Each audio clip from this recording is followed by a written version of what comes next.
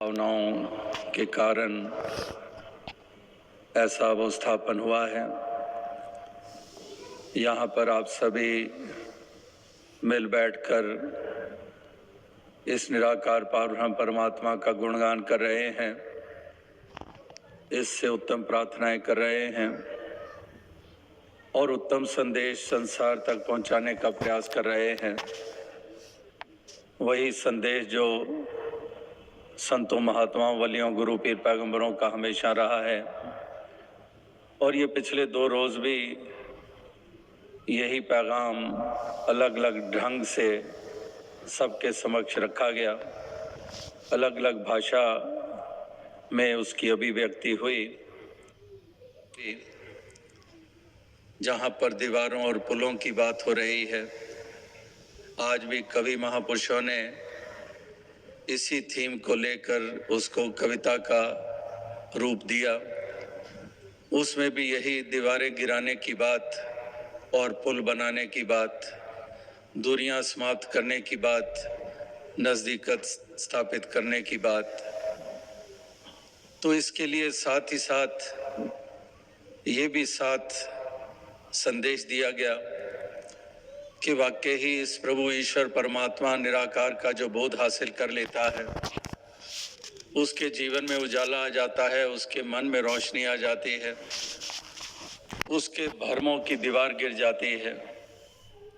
जो भरम पाल कर वो सारी उम्र बिताता चला जाता है, जिसके कारण ये दूरियां बनी रहती है, वो भ्रम जो हैं उनका नाश हो जाता है।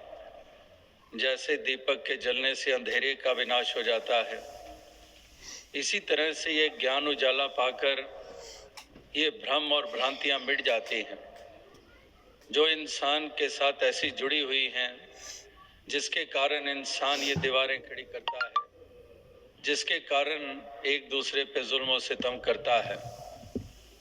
महापुरुष संत जन इसीलिए जोर देते हैं कि इस प्रभु परमात्मा ईश्वर के नाम लेवा तो बहुत हैं, वलियों, गुरु, पीर, पैगंबरों की जय जयकार बुलाने वाले तो बहुत हैं, संसार भरा पड़ा है। लेकिन इस परमात्मा ईश्वर निराकार का बोध किसने हासिल किया है, किसने इसको इसके असली रूप में जाना है। जहाँ पर आज भी भगवान कृष्ण के द्वारा अर्जुन की अज्ञानता को दूर करने की मिसालें दी गई, इसी तरह से जहाँ जहाँ पर भी जब जब भी एक ज्ञान उजाला प्रदान किया गया, ये ज्ञान की रोशनी जीवन में आई, उसके ही ये भ्रम और भ्रांतियां मिटती चली गई। उनके लिए राम और रहीम में कोई भेद नहीं रहा, उनके लिए अल्लाह और राम में कोई भेद नहीं रहा, उनके लिए कोई जाति पाति की दीवार ना रही, क्योंकि उन्होंने इस एक को जान लिया, इसी एक का नूर घट घट में देखा और इसलिए उनके लिए किसी के प्रति कोई द्वेष का भाव नहीं, कोई द्वैत का भाव नहीं है। वे सारे दूजा भाव जियो कि त्यागे मन की मतड़ी और विसारे दूजा भाव जियो। कि दूजा भाव, द्वैत का भाव, ये ड्युअलिटी का भाव इसको तज देता है। तो जो ऐसे जिनके जीवन में ये एक अवस्था नहीं आती है, तो वो वास्तविकता में पूजा भी करते हैं, अर्चना भी करते हैं, इबादत भी करते हैं, जप तप स्नान भी करते हैं, बहुत रिचुअल्स को निभाते हैं, बहुत राइट्स एंड रिचुअल्स को निभाते हैं, लेकिन इस सच की सार को नहीं जान पाते हैं। पढ़ने पढ़ाने, सुनने सुनाने को वो बोध मान लेते हैं, यात्राओं को ज्ञान मान लेते हैं। इसीलिए संसार के बारे में हमेशा यही कहा गया है कि चलते के पाछे चले परमारथ ना संभाल। कि इंसान सोचते विचारते नहीं कि वेदों, शास्त्रों में, धर्म ग्रंथों में इशारे क्या किए गए हैं, कैसे नबेड़ा होना है इस आत्मा का, किसके कारण ये मनुष्य जन्म सफल माना जाएगा, कौन सा लक्ष्य है जिसकी पूर्ति हर इस मानव शरीर को धारण करने वाले ने वो प्राप्त करना है, तो ये इसकी तरफ विचार नहीं करता, चलते चले जा रहे हैं और उम्र तमाम हो जाती है। तो महापुरुष संत जन यही कहते हैं कि इंसान ये सच की प्राप्ति कर ले। ये सत्य ईश्वर पारब्रह्म परमात्मा निराकार, ये all pervading entity God almighty, यही सच है। आदि सच जुगाद सच है भी सच, नानक होसी भी सच, कि यही सत्य है। बाकी सारा संसार इसको स्वप्न के मानंद माना गया है। ये शाश्वत नहीं है, परमात्मा ही शाश्वत है। यही एक रस है, संसार एक रस नहीं है। दुनिया में कदम कदम पर एक तब्दीलियां हैं, बदलाव है, कहीं पर भी स्थिरता नहीं है, कहीं पर भी अडोलता नहीं है। ये स्थिरता भी ये परमात्मा के हिस्से में आई है कि यही स्थिर भी है, ये शांत है, ये निर्मल है, यही शाश्वत है, यही स्वयंभू है। स्वयंभू का मतलब कि जिसको कोई बनाने वाला नहीं है। और अभी वर्तमान में भी हम जीते हैं तो हमारे सामने कंटेम्परेरी टाइम्स में भी हम देखते हैं कि कितनी चीजें वजूद में आई जो पहले नहीं थी। यानी कि संसार का सारा निजाम ही ऐसा है कि ये वजूद में आती है, बनती है, बिगड़ती है, आती है, जाती है। तो इसलिए इसको शाश्वत नहीं कहा जाता है, इसलिए इसको सत्य की संज्ञा नहीं दी जाती है। तो सत्य केवल एक परमात्मा है, ईश्वर है, निराकार है, गॉड ऑलमाइटी है। तो इस सत्य को जानना है, और इसको जिन्होंने जाना है उन्होंने आत्मा का भी कल्याण किया है, उन्होंने परलोक स्वारा है, आवागमन के बंधन से निजात पाई है, और इस लोक की यात्रा को भी तय किया। उन्होंने इसी दौलत से युक्त होकर अमीरी उनके हिस्से में आ गई, क्योंकि उनके हिस्से में ऐसी दौलत आ गई, इसलिए वो अमीर बन गए। झोंपड़ी में रहने वाला भी अमीर और महल में रहने वाला भी अमीर इसी दौलत के द्वारा हुआ। तो इस तरह से ये उसके हिस्से में आई। तो महापुरुष इसलिए कहते हैं कि सच कमावे सोई काजी, जो दिल सोदे सोई हाजी, कि जो सच की कमाई करता है वही काजी है। अक्सर हम वही बात आ जाती है जो कबीर जी ने पोथी पढ़ पढ़ जगमुआ की बात कही है कि बैठा पंडित पढ़े पुराण, बिन देखे का करे बखान, तू कहे कागज की लेखी, मैं कहूँ आंखन की देखी। कि वही बात कर रहे हैं कबीर जी भी, और इधर बुल्ले शाह जी जैसे सूफी संत भी यही कह रहे हैं कि सच कमावे सोई काजी। काजी वही है जो सच कमाता है। अगर सच नहीं कमाता है, झूठ का इस्तेमाल करता है लड़ाने झगड़वाने में और इस तरह से दीवारें खड़ी करने में, तो कहते हैं नाम तो काजी हो गया, नाम तो पंडित हो गया, लेकिन वास्तविकता में जिसके कारण कोई काजी कहलाया जा सकता है, जिसके कारण कोई पंडित कहलाया जा सकता है, वो तो अभी जीवन में वो पड़ाव आया ही नहीं है, वो हिस्से में अभी आया ही नहीं है। इसीलिए कह रहे हैं कि सच कमावे सोई काजी, जो दिल सोदे सोई हाजी। हज को जाते हैं, इबादत करते हैं, बंदगी करते हैं, यात्राएं करते हैं,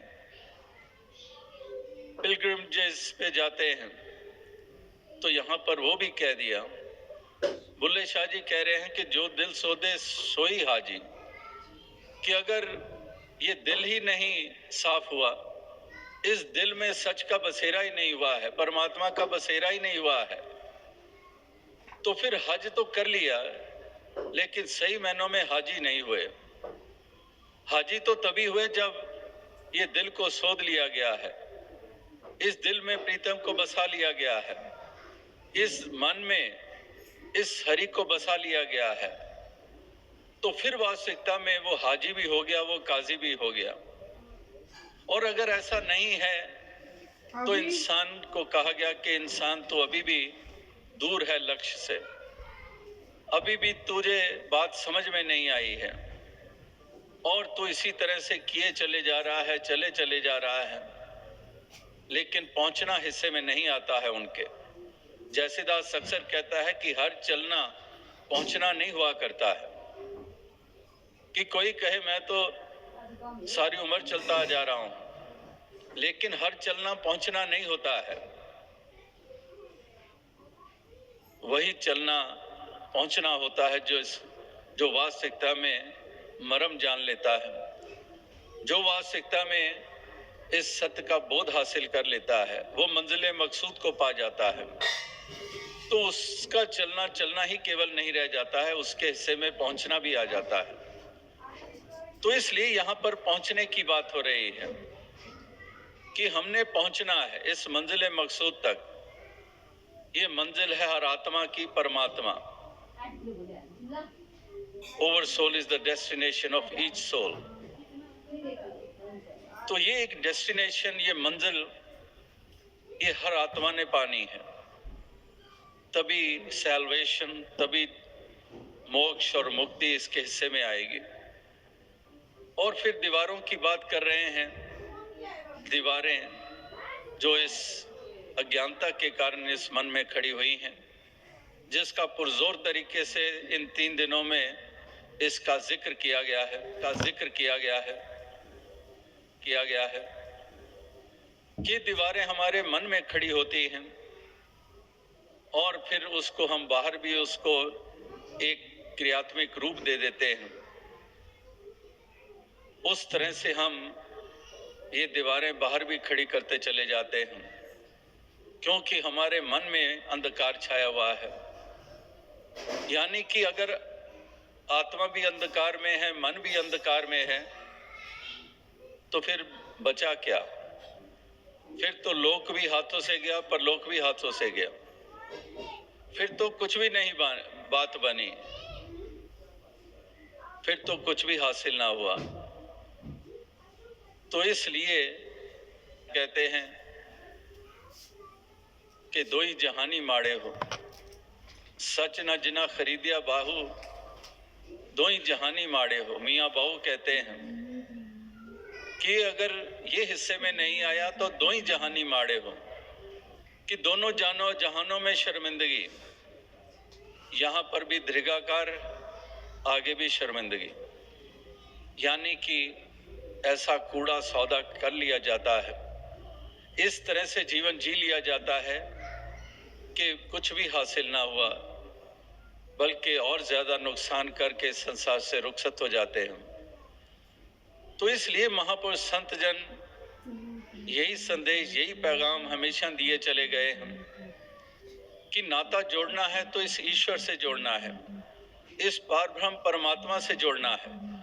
जितनी तीव्रता से हम संसार के साथ जुड़ते हैं, जितने हम लोभ लालच के साथ जुड़ते हैं, दुनियावी आकर्षणों के साथ जुड़ते हैं, दुनियावी सामानों के साथ जुड़ते हैं, कहीं पर वही तीव्रता, वही इंटेंसिटी हमारी इसके साथ जुड़ने की हो और जुड़े रहने की हो, तो वास्तविकता में हमारा ऐसा सुंदर वजूद हर किसी का बन जाए, एक ऐसा निखरा हुआ सुंदर रूप बन जाए, एक परमात्मा के तुल्य उनको माना गया है, जिनके ऐसे इंटेंस, उनकी एक ऐसी अवस्था होती है, ऐसी उनके लगाव होते हैं, ऐसी लगन होती है, जो इस कदर इसके साथ जुड़ते हैं और जुड़े रहते हैं, आठों पहर जुड़े रहते हैं, कॉन्शियसली एंड सबकॉन्शियसली वो इसके एहसास में रहते हैं। क्योंकि फिर उनकी सोच ही ऐसी कंडीशनड हो जाती है, उनके ख्याल कंडीशनड हो जाते हैं, क्योंकि कॉन्शियसली भी और सबकॉन्शियसली भी, एक सटल वे में भी, ग्रॉस वे में भी और सटल वे में भी, वो इस तरह से इसके साथ जुड़े रहते हैं। तो ये जुड़ने का ही प्रताप है कि इस तरह से हमने जुड़ना है, इस प्रभु परमात्मा ईश्वर से ये नाता जोड़ना है। और जब इस तरह से इस रूप में जुड़ जाते हैं, फिर हम इंसानों के साथ भी जुड़ जाते हैं। फिर इंसानों से दूरियां रह नहीं सकती हैं। इंसानों से दूरियां इसलिए हैं क्योंकि परमात्मा से दूरी है। भले ही रटन है, भले ही पठन पाठन है, भले ही जप तप स्नान है, लेकिन इसके बावजूद दूरी है इस परमात्मा से। तो जब परमात्मा से ही दूरी है तो फिर तो बंदों से कैसे नजदीकत बन सकती है? फिर तो बंदों से दूरी होगी ही होगी। जब परमात्मा के ही नजदीक नहीं हुए, अगर परमात्मा को ही नहीं अपनाया, इससे ही नाता नहीं जोड़ा, फिर बंदों को हम क्या समझेंगे? फिर बंदों के साथ वही सलूक करेंगे जो हो रहा है।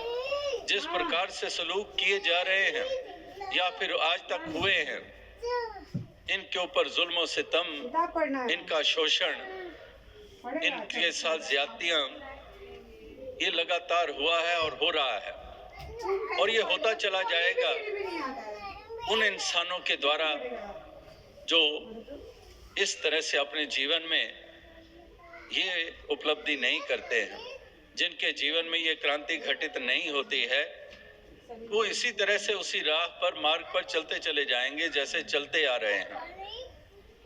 तो इसलिए महापुरुष संत जनों का कथन कि इंसान तू इस प्रकार से इस प्रभु परमात्मा ईश्वर के साथ ही अपना नाता जोड़ ले, अपनी आत्मा का कल्याण कर ले और इस मन में खड़ी हुई दीवारों को गिरा दे, और इस तरह से सभी के प्रति शुभकामनाएं, शुभ भावनाएं मन में रखते हुए उसी भाव से युक्त होकर हर किसी के साथ पेश आता चला जाओ, हर किसी के साथ ऐसा व्यवहार करता चला जाओ।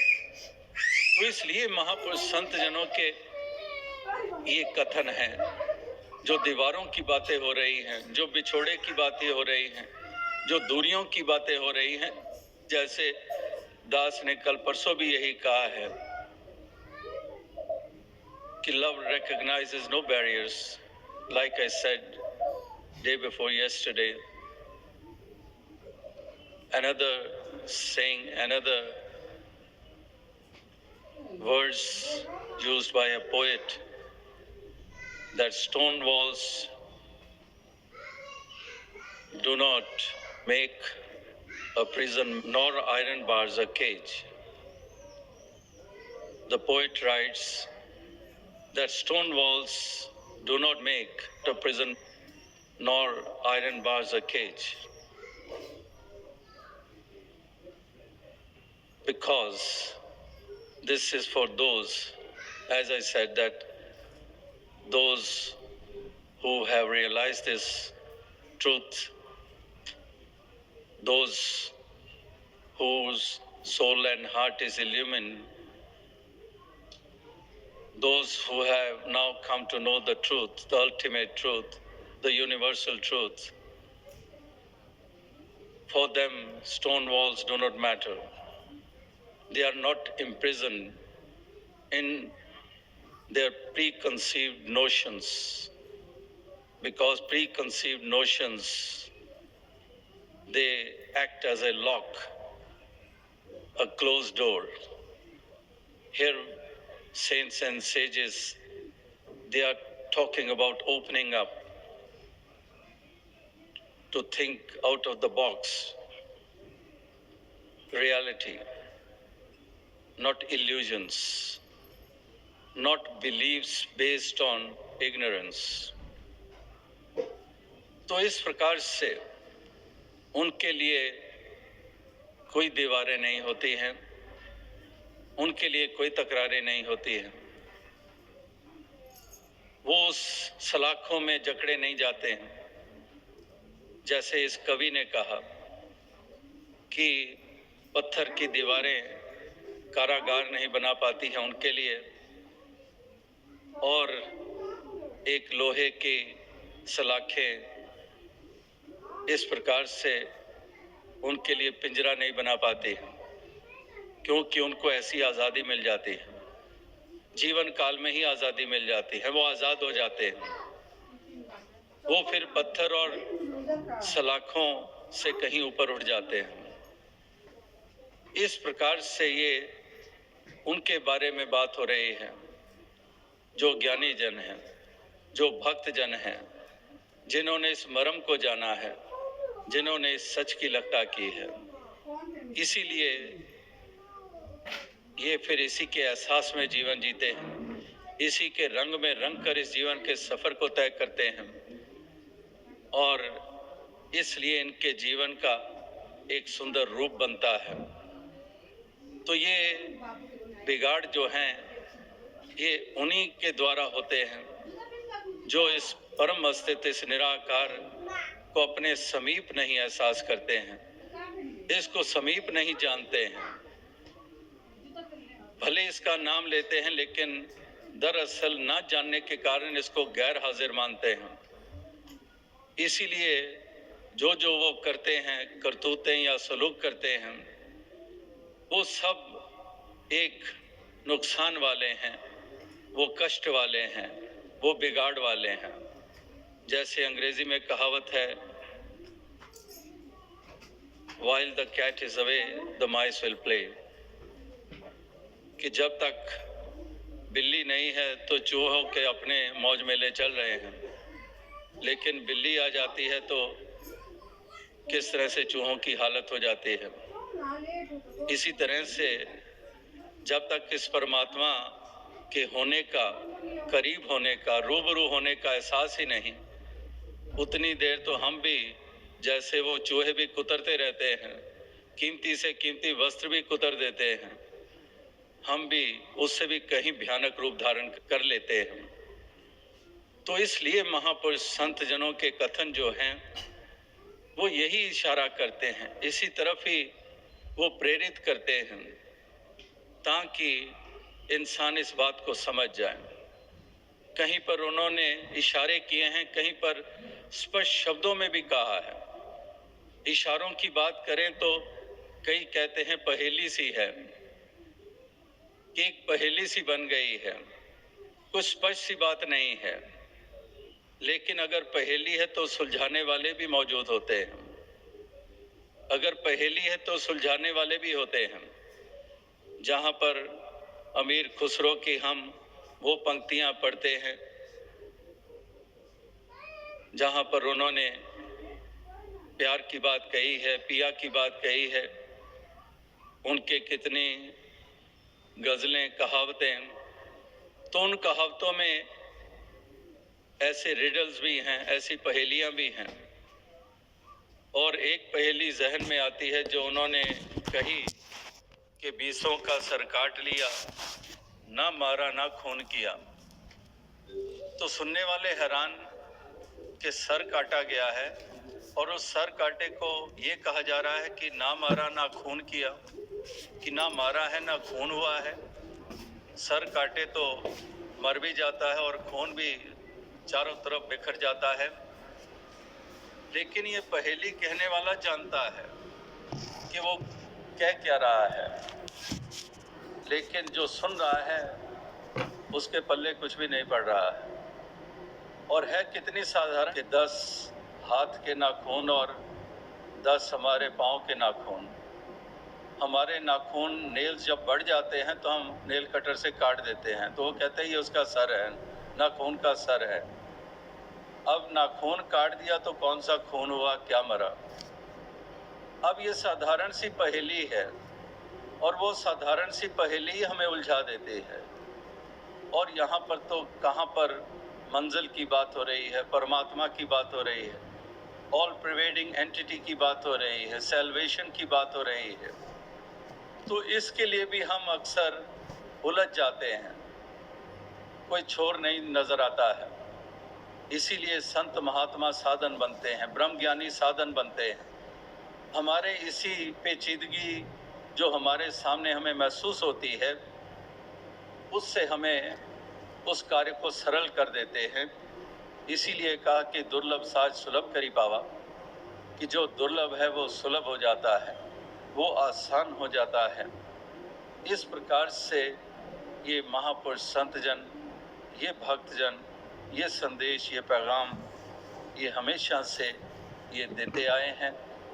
और आज भी, कल भी, परसों भी इस समागम पर और हमेशा ही यही संदेश, यही पैगाम ये दिया जाता रहा है और ये दिया जा रहा है।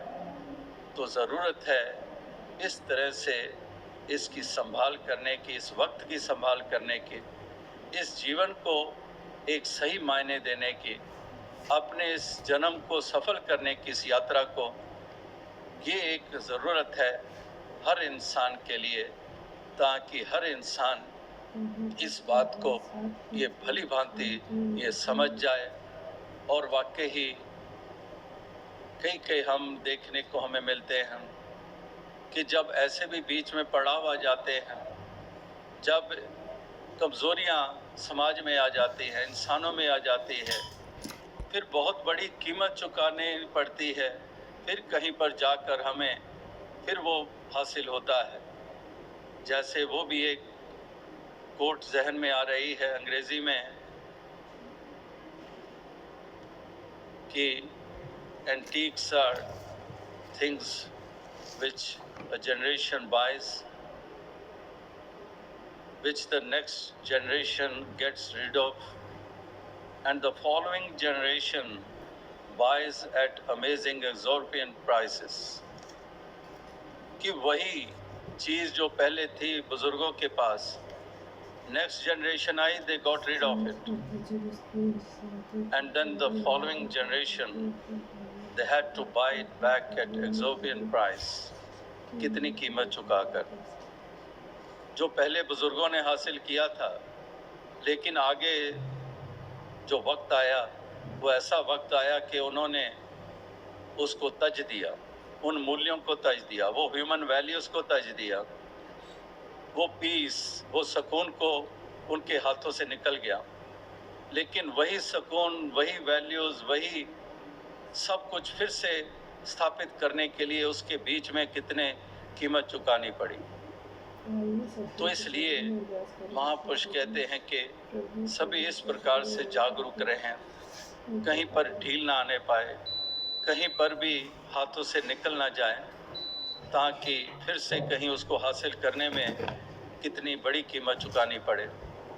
इसलिए वो सस्टेनेबिलिटी बनी रहे, उसके प्रति सजगता बनी रहे, ताकि हमारे जीवन में हमेशा ही वो महत्व बना रहे, वातावरण सुंदर बने रहें और चारों तरफ अमन हो, शांति हो, चैन हो। इस प्रकार से सभी के भावनाएं उत्तम बनी रहें, जहाँ पर मिलवर्तन हो, भाईचारा हो, सहनशीलता हो, जिसको टॉलरेंस कहा जा रहा है। Today is 16th of November, which is dedicated by UNO as a day of tolerance. Every 16th of November, this is